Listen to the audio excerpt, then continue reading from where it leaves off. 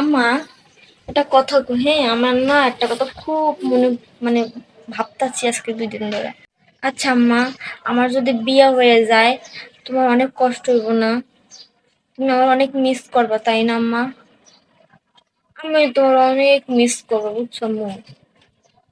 ভাবলেই জানি আমার না খুব কষ্ট লাগে বুঝছো?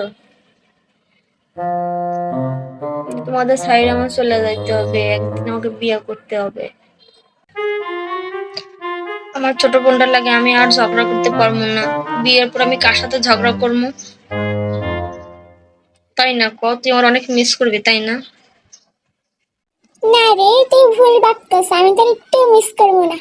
তুই যা, তুই গেলে কি আমার ভালো হইব, তোর সব জামা কাপড় আমি পরতে পারবো। তাই না কাউ? তুই তো তোর কোনো দিকে ধরতে দাস না আমারে, তোর লিপস্টিক আমার দিকে দাস না ঠোঁটে।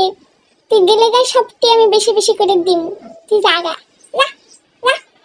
আমার জামাকে সব আমি লইয়া যাবো, তোর লেগে থুইয়া যাবো না কিছু, সব নিয়ে যাবো গা। আম্মা, তুমি কি কও? তুমি ওর মতন এটি কইতাছো নাকি মনে মনে?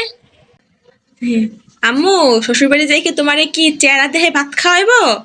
কোনো কাম তো পারো না, সারাদিন তো ফোন একটা লয়ে বইয়া থাও, মার কোনো কাজে তো সাহায্য করে না। তোমার কি চেহারা দেহে তোমার শ্বশুর শাশুড়ি তোমার ভাত খাওয়াইবো? তোর এই দুয়াতে ডুয়াইবো, ওই দুয়াতে বের করবো, বুঝোস? আইসে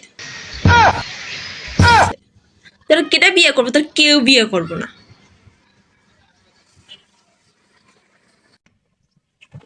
আমি আমার দুঃখের কথা কইলে মা তোমরা আমার এটি কথাই মানে আমি চলে গেলে তোমাদের ভালো হয় তাই না? বুঝতে পারছি, এগুলাই ছিল তোমাদের মনে। এগুলো এইগুলো ভাবো তোমরা আমার